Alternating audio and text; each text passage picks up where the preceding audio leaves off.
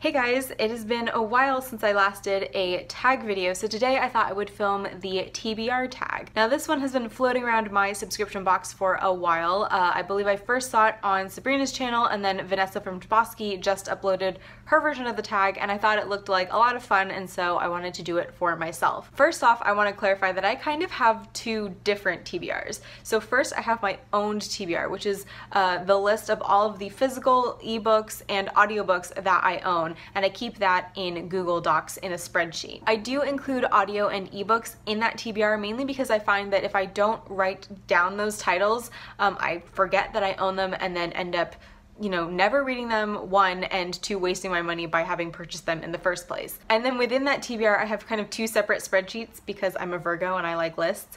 The first spreadsheet is a list of all of the books that I owned at the beginning of any given calendar year. So that is like my owned TBR for, say, 2017. Then I have another sheet within that spreadsheet that is for books that I acquired during that year, so that I can see at the end of the year whether I was reading as many of the books that I already owned or whether I was focusing more on new purchases and new acquisitions. I realize it's a little bit overkill and I don't really recommend this tracking method for everybody, especially if you have a massive TBR. I feel like this would take forever, but I am a little bit anal retentive and I like having it all organized out in spreadsheet form. Then I also have my Goodreads to be read shelf, which is kind of a catch-all TBR for books that I am generally interested in. Basically, anytime I'm watching a booktube video or listening to a book-related podcast or get emails from publishers or read book blogs or whatever, anytime I'm doing those things and find a book that sounds interesting to me, I go ahead and just add it to that to-read shelf to save for later. I find this especially helpful if I'm in a bookstore or at the library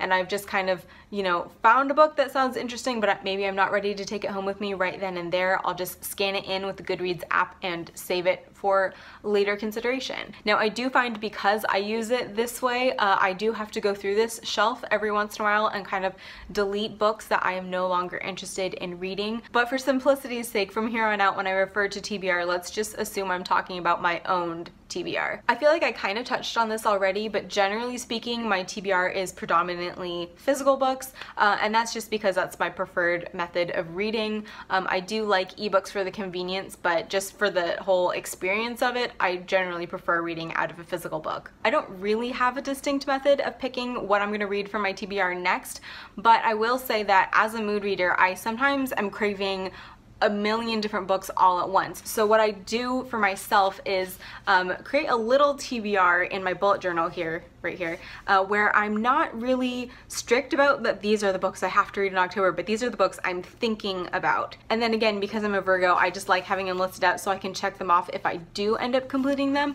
but otherwise it's not like a big deal. If I'm honest, there are several books that have been on my TBR for a ridiculously long time. However, I think the book that's been on there the longest is Little Women by Louisa May Alcott. I was given that, I believe, when I was about 10 or 11 years old. Every year around Christmas, I'm like, oh, maybe this is the year, and so far it has never been the year. I know I said we were talking about my owned TBR, but I also consider whatever I have currently checked out from the library as on that TBR. So first of all, I have here Beren and Luthien by J.R.R. Tolkien. This is of course his most recent release, and I'm really looking forward to getting to this one.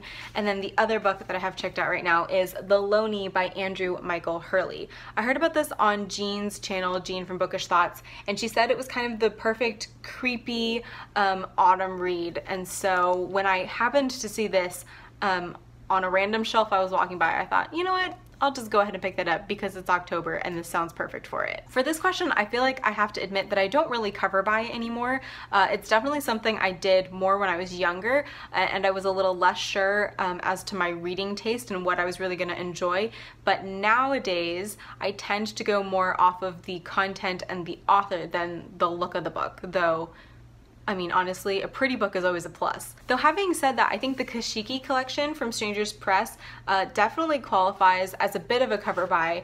I mean, the first thing that really attracted me to them was the fact that they are all more modern Japanese authors in translation, which you guys know I'm all about, but I mean, honestly, like these covers, you can't really go wrong, and they were a bit of a cover buy, if I'm completely honest. Most of you probably know that I have been pretty vocal about my skepticism over whether or not I will ever decide to pick up Outlander by Diana Gabaldon, but because I don't want to just be a broken record, another book on my TBR that I'm not sure I will ever actually get to, but that I kind of picked up because it was in the dollar bin at my local used bookstore, is The Bronze Horseman by Paulina Simons. Back when I first started watching booktube videos, I was really into Catriona's videos from The Little Book Owl, and she absolutely loved, I believe, this entire series. And so when I saw it for like $1.50, I thought, okay, you know, I could stand to pick that one up. But again, I think it's a bit of a romance, and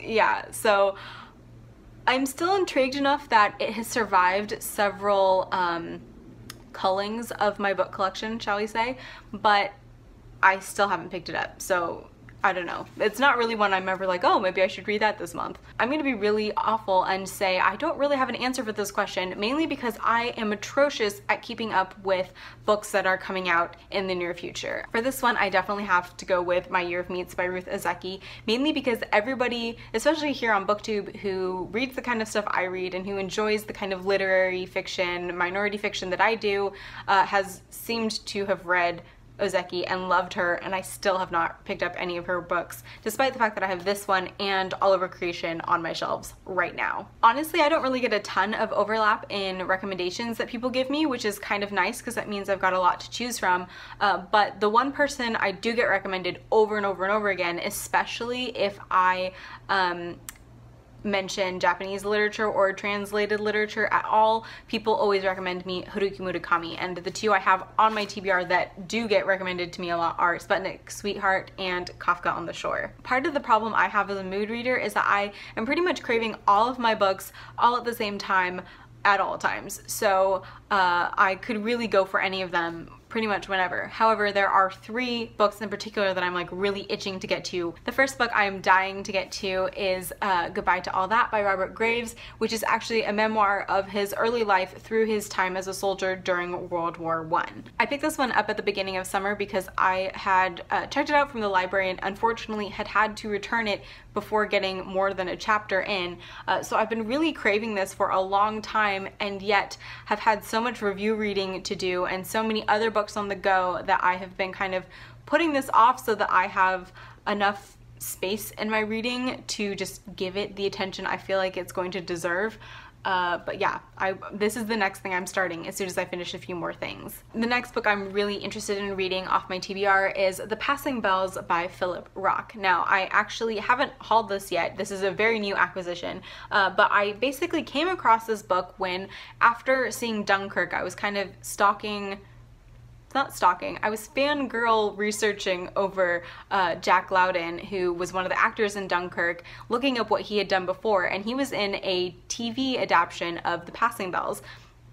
And because I couldn't figure out where I could watch that adaptation, I thought, okay, well then I might as well just go read the book. So I actually spent over an hour in my local used bookstore kind of going through the shelves of their old paperbacks trying to figure out if they had a copy of this, and was able to find this and the next book in the series. Just to read you the back here, it says, "From the well-kept lawns, rich woodlands, and gracious halls of Abington Priory, from the elegant charm of summer in London's Park Lane to the devastation of Ypres and the horror of Gallipoli, this is the story of the Grevilles, 2 generations of a titled British family and their servants, men and women who knew their place, upstairs and down, until England went to war and the whole fabric of British society began to unravel and change." So, I mean, that just sounds fantastic, and I'm really, I really want more time to read this. If somebody could, you know, give me a time turner or a way to pause time, that would be great. And lastly, this one seems even more random than the other two because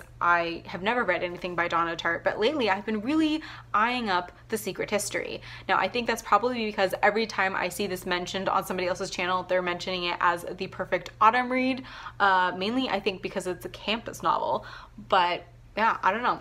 I've been really wanting to pick this one up lately. And finally, the number of books on my Goodreads to read shelf is 562 titles. Now, keep in mind, like I said, that this isn't an actual list of books that I own and want to read, that number is more like 160, 162-ish, something around there. But the 562 books on my Goodreads to read shelf are just the general collection of books that I have heard of and am interested in reading maybe sometime in the future. So that was the TBR tag, and I'm actually not going to tag people because I feel like there are so many different versions of TBR tags floating around out there that it's kind of hard to tell who's done what. But I will leave all of the questions down in the description box in case you guys would like to try this for yourselves. I also want to give a quick shout out to my patrons like Amanda Howell, who give me the opportunity to do fun things like take an extra long lunch break in the middle of the day to film a booktube video. So thank you guys so much for watching. I hope you guys enjoyed the video. I hope you are doing fantastically today, and I will see you next time. Bye!